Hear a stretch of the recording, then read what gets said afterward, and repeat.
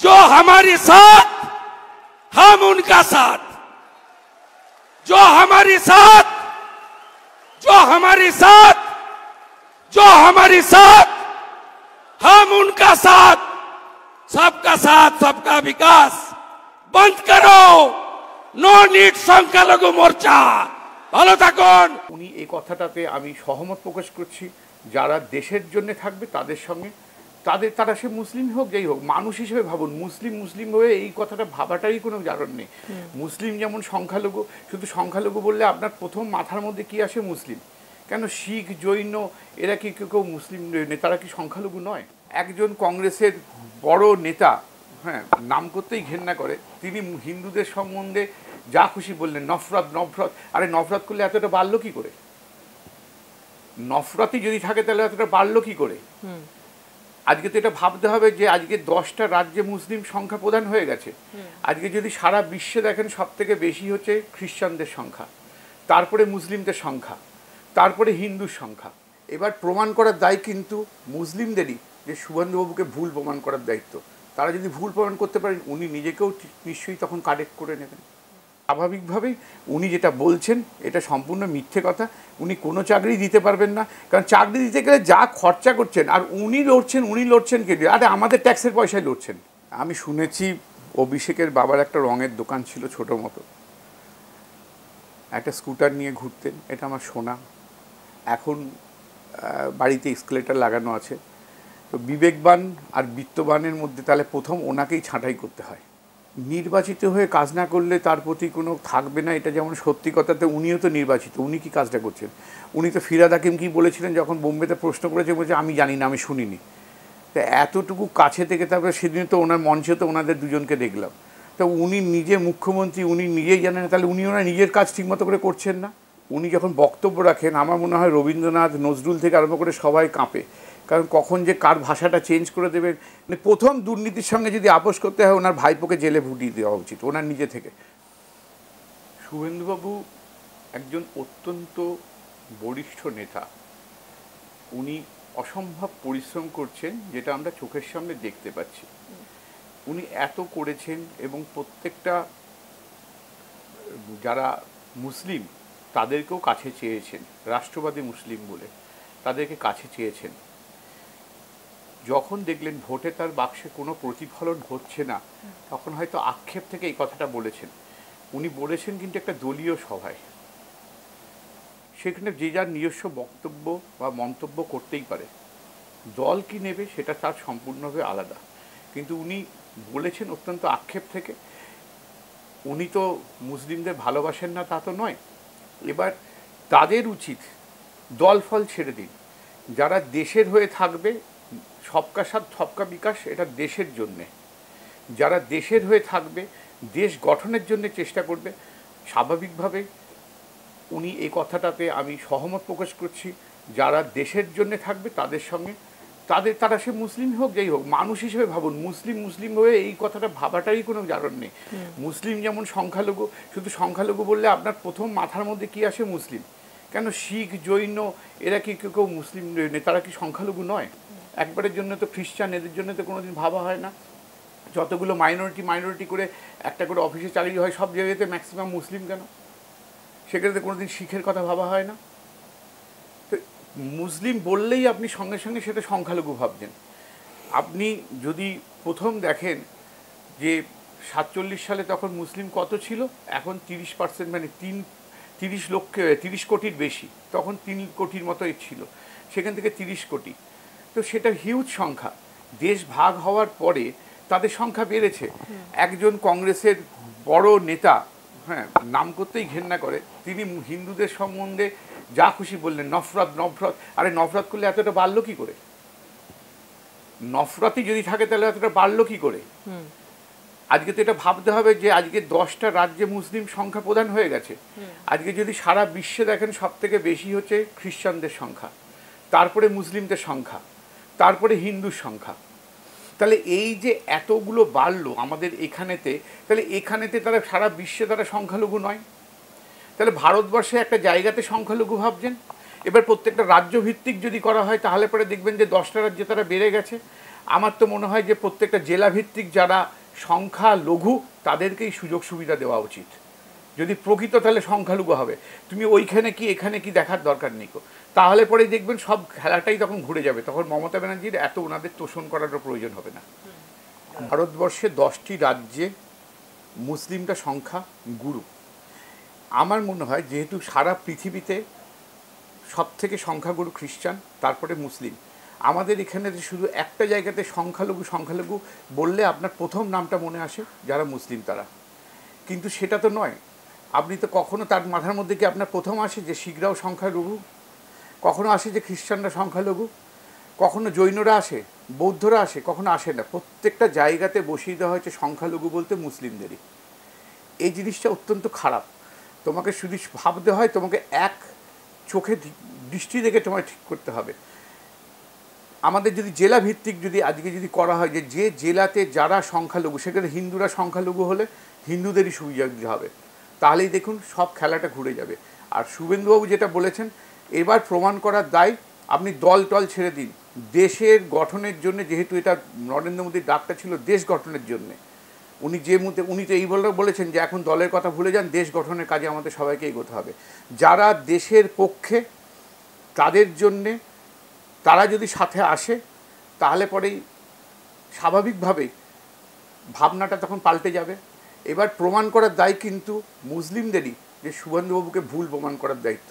তারা যদি ভুল প্রমাণ করতে পারেন, উনি নিজেকেও নিশ্চয়ই তখন কারেক্ট করে নেবেন। ওনার তো প্রত্যেকটাই গিমিক। উনি আজকে যেটা 10 লক্ষ বলছেন, আজকে তাহলে সরকারি চাকরিতে 8 লক্ষর মতো চাকরি ছিল, এখন বোধহয় 3 লক্ষ 4 লক্ষতে এসে ঠেকেছে, বা আরও হয়তো কমতে শুরু করবে। এবং যারা প্রত্যেকটাই সব জায়গাতে দেখবেন যে এমন চাকরি দেওয়া হচ্ছে 8,000 টাকা, 7,000, 8,000, 9,000 টাকা মাইনে। যদি ওনার হাতে এতই থাকে, টাকাগুলো যদি ঠিক মতো করে খরচা করেন, তাহলে পুলিশকে ভালো ভোট করেছেন বলে ঘুষ দিতে যাচ্ছেন কেন? উনি টাকাগুলো কিভাবে খরচা করতে হবে ওনার ক্লাবকে দিচ্ছেন। ওনার তো বেসিক্যালি ভাবনা চিন্তাটাই উল্টে, মানে অন্যরকম। এই ভাবনা চিন্তাতে উনি জীবনেও কোনো দিন চাকরি দিতে পারবেন না। 21শে জুলাই বলতে হয়েছে, কারণ যারা আছে তারা কেউ শহীদের জন্য কথা বলতে আসে না। তারা তো দেখলাম বেশ নাচ গান করে এবং অন্য করে। কারণ শহীদ তর্পণটা যে কী জিনিস, সেই জিনিসটাই বোঝে বলে আমার মনে হয় না। স্বাভাবিকভাবেই উনি যেটা বলছেন এটা সম্পূর্ণ মিথ্যে কথা। উনি কোনো চাকরি দিতে পারবেন না, কারণ চাকরি দিতে গেলে যা খরচা করছেন, আর উনি লড়ছেন কে দিয়ে? আরে আমাদের ট্যাক্সের পয়সায় লড়ছেন, এবং মিথ্যাচারণ করে। উনি যেটা সততার সঙ্গে যদি করতেন, আমাদের ট্যাক্সের পয়সায় উনি ওই অভিষেক মনু সিংভি আর ওই কপিল সিব্বাল এই লোকগুলোকে টাকা দিচ্ছেন। এটা তো সম্পূর্ণ খারাপ, অত্যন্ত অন্যায়। কাজে এটাকে উনি এটা প্রত্যেকটা ওনার গিমিক, এবং কিছুই করতে পারবেন না। উনি দেবার ইচ্ছেই নেই ওনার। আমি শুনেছি অভিষেকের বাবার একটা রঙের দোকান ছিল ছোটো মতো, একটা স্কুটার নিয়ে ঘুরতেন, এটা আমার শোনা। এখন বাড়িতে এসকেলেটার লাগানো আছে। তো বিবেকবান আর বিত্তবানের মধ্যে তাহলে প্রথম ওনাকেই ছাঁটাই করতে হয়। সেটা কি উনি পারবেন? ওটা ছাঁটাই করে এই কথাগুলো বললে ভালো হতো। এত তাড়াতাড়ি কোনো লোক কিভাবে টাকা রোজগার করে আর বিত্তবান হয়ে ওঠে, আর এখানেতে বলছেন বিবেকবান, এটা কখনো মেনে নেওয়া যায় না। উনি প্রথম কাজ হবে ওনার ভাইপোকে ছাঁটাই করা, বা ওনার কী করে উনি এত টাকা রোজগার করলেন, যার সম্পত্তি ক্রোক হয়েছে, তার জন্য উনি দুঃখ প্রকাশ করেছিলেন। যার সম্পত্তি ক্রোক হয়েছে সেই লোকটা এখনও জেলের বাইরে ঘুরে বেড়াচ্ছে, আর উনি এখানেতে উল্টোপাল্টা বলে যাচ্ছেন আমার বিবেকবান বিত্তবান। আরে আগে বিত্তটা তার কী করে তৈরি হলো সেইগুলোকে দেখাক, যে ওদের যারা যারা করেছে তাদের টাকাগুলো কোথা থেকে এলো, সেই টাকাটা দেখাক না। আগে প্রত্যেকে বলুক যে আমাদের এই জিনিস থেকে হয়েছে, তবে এইসব কথাগুলো ওনার মুখে মানায়। ওনার মুখে এইসব কথা মানায় না। এই বয়সে বেশি খাওয়া উচিত নয়। স্বাভাবিকভাবে রোল চাউমিন তো খাবেন না, ভাত রুটি খেয়েই বাঁচতে হবে, এটাই স্বাভাবিক। কারণ বয়স তো 65-র ওপর হয়ে গেছে, খুব স্বাভাবিক। উনি প্রত্যেককে যা বলেছেন সেটা ঠিক আছে, এটা কথার কথা। উনি ওনার দলের সমর্থক হয়ে গেছে দুর্নীতি, এবং এখন মানুষের বিবেকও কী হয়েছে ভগবান জানে। বুঝতে পারছি না, এদের চোরদের আর কিছু মনে করেন না, ডাকাত টাকাত হলে একটু আধটু খবর টবর হয়। ওনার তো প্রত্যেকটা নেতা, মানে যতগুলো লোক দেখছি অত্যাচার করছে, সেই জামাল থেকে সন্দেশখালীরা কীভাবে নৃশংসভাবে অত্যাচার শুরু করেছে, উনি তারপরে এইসব তাদের এগেনস্টে কোনো না করে, শেখ শাহজাহান তার নাকি বিশাল কাছে, পার্থ থেকে আরম্ভ করে অনুব্রতের জন্য কেঁদে কেঁদে ভাসাচ্ছিল, ঠিক সময়ে লাথি মেরে ছেড়েও দেন অবশ্য, সেটা অপশান নেই ওনার কাছে কিছু যখন না থাকে। তো সেই মানুষের মুখে এই কথাগুলো বলার আগে ওনাকে কাজ করে দেখাতে হবে যে উনি সত্যি সত্যিই দুর্নীতির সঙ্গে আপোষহীন সংগ্রামে লড়েছেন। যদি লড়তেন তাহলে পরেই ওই ওখানকার ওই কংগ্রেসের ওই অভিষেক মনু সিংভি, কপিল সিব্বালকে দিয়ে সুপ্রিম কোর্টে গিয়ে নিজেকে বাঁচাবার চেষ্টা করতেন না। উনি প্রথম দুর্নীতির সঙ্গে যদি আপোষ করতে হয় ওনার ভাইপোকে জেলে ভুটিয়ে দেওয়া উচিত ওনার নিজে থেকে, তবেই বুঝবো। উনি নিজেও জানেন ওনার সে এখতিয়ার নেই। উনি যদি এখতিয়ার থাকবে বা ওনার যদি ইচ্ছাই থাকতো তাহলে উনি সিএকে সাপোর্ট করতেন। উনি তো সেটাই সাপোর্ট করেন না অথচ এইরকম ধরনের কথা বলবেন, এটা ঠিক ওনার দ্বিচারিতা। এবং বাংলাদেশে যা হচ্ছে তার থেকে মুখ ফিরিয়ে থাকতে পারা সম্ভব নয়, কারণ ওখানেতে যতবার অত্যাচার হয়েছে প্রচুর লোক আমাদের এখানে আসতে বাধ্য হয়েছে, সেটা ভারত সরকার ট্যাকেল করার জন্য যথেষ্ট তাদের ক্ষমতা আছে, ওনার তার জন্য প্রয়োজন নেই। উনি তো এতদিন ধরে করে এসছেন, এক গাদা গাদা রোহিঙ্গা বসিয়েছেন এবং বিভিন্ন রকমের ও দেশ থেকে যারা এসছে সেই মুসলিমদের এখানেতে ভোটার কার্ড দিয়ে বিলি করেছেন। সেই জিনিসটা তো বারাসতেই তো একজন বলেছিল যে কিছু হলে ওখানে দিয়ে যাও, উনি ভোটার কার্ড দিয়ে দেবেন। এই কথা তো ওনারই দলের মুখে এসছেন। উনি কি অ্যাকশান নিয়েছেন তার এগেনস্টে? যেটা সৎ নয়, একটা অসৎ লোক বিভিন্ন রকম ভাবতে পারে। উনি কি ভেবেছেন সেটা ওনার ব্যাপার, ওনার এখতিয়ার নেই, এটা উনি নিজেও জানেন ঠিক মতো করে। নির্বাচিত হয়ে কাজ না করলে তার প্রতি কোনো থাকবে না, এটা যেমন সত্যি কথাতে উনিও তো নির্বাচিত, উনি কি কাজটা করছেন? উনি তো ফিরহাদ হাকিম কি বলেছিলেন যখন বোম্বেতে প্রশ্ন করেছে, বলছে আমি জানি না, আমি শুনিনি। তো এতটুকু কাছে থেকে তারপরে সেদিন তো ওনার মঞ্চে তো ওনাদের দুজনকে দেখলাম। তো উনি নিজে মুখ্যমন্ত্রী, উনি নিজেই জানেন, তাহলে উনি ওনার নিজের কাজ ঠিকমতো করে করছেন না। তো উনি যদি নিজের কাজ না করেন এবার কি করা উচিত উনি নিজেই নিজের ভাবুন। এটা সবগুলো কথার কথা এবং উনি বলতে হয় বাজার গরম করার জন্য, সেই জন্য বলছেন। প্রথম কথা উচিত ছিল যে ওখানে শহীদ তর্পণে প্রকৃতভাবে শহীদদের যেভাবে তর্পণ করা হয় সেভাবে করা, সেই জিনিসটা উনি করেন না। এবং একটা মানুষেরও মৃত্যু সব থেকে খারাপ, সেই জিনিসটাকে উনি কিছুই দেখেন না। ওনার কাছে সবটা হচ্ছে ভোট। এবং আপনি জানবেন 21শে জুলাই আপনাদের জাতিকে যদি আনন্দবাজার থাকে, আমার মনে আছে ছোটোবেলাতে যখন আনন্দবাজারে প্রথম এসেছিল, ওনাকে বোধহয় উডল্যান্ডসে কোথাও নিয়ে যাওয়া হয়েছিল অসুস্থ হওয়ার পরে। প্রথম যখন ওনার একটু জ্ঞান ফিরেছিল বা কিছু হয়েছিল, প্রথম জিজ্ঞেস করেছিলেন কতজন মারা গেছে, এটা আনন্দবাজারের হেডিং ছিল। কাগজটা আমার কাছে নেই, যদি এই রকম ধরনেরই ছিল, কতজন মারা গেছে। ওনার কাছে মৃত্যুটা একটা আন্দোলনের পথ, উনি কোনোটাই কারোর জন্যই কিছু ভাবেন না। এটা হচ্ছে বাস্তব জিনিস। উনি এই কথাটা বলেছেন, বলতেই পারেন, কিন্তু আগে জানতে হবে উনি নিজের কাজটা কতটুকু করছেন। এখানে সব কিছু দিকে শব্দ সন্ত্রাস, তথ্য সন্ত্রাস, প্রত্যেকটা তথ্যে বিকৃতি করা হচ্ছে। তথ্য সন্ত্রাস উনি তো প্রত্যেকটা জিনিসে এক্সপোজ করুন, কী কী হয়েছে না হয়েছে। উনি সেটা করারই যদি ক্ষমতা না থাকে, উনি প্রকাশ করুন যে আমাদের এই সুপ্রিম কোর্টে লড়তে আমাদের এদেরকে এত টাকা করে দিতে হচ্ছে, সেটা করুক।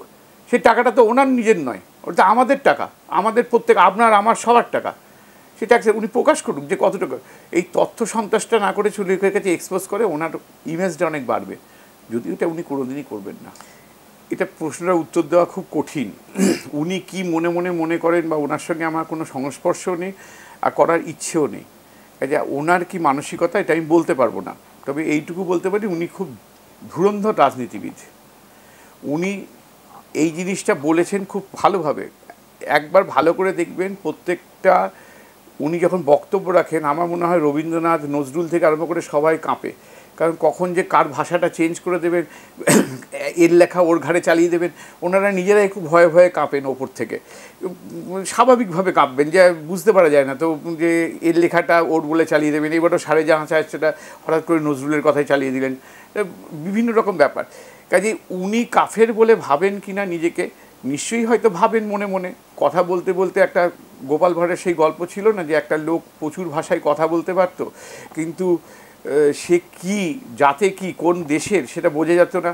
গোপাল বললো যে আমি বলে দেবো, লোকটাকে হঠাৎ করে ঠেলে দিল, বলে যে সরা অন্ধ আছি, যেই বললো বলে এই লোকটা উড়িয়া। ঠিক সেরকমভাবে উনি অবচেতন মনে এই কথাটা বলে ফেলেছেন, হয়তো নিজেকে অন্যরকমই ভাবেন, সেই জন্য উনি নিজেকে কাফের বলেছেন, সেই জন্য ববি হাকিমকে কোনো প্রশ্ন করেননি।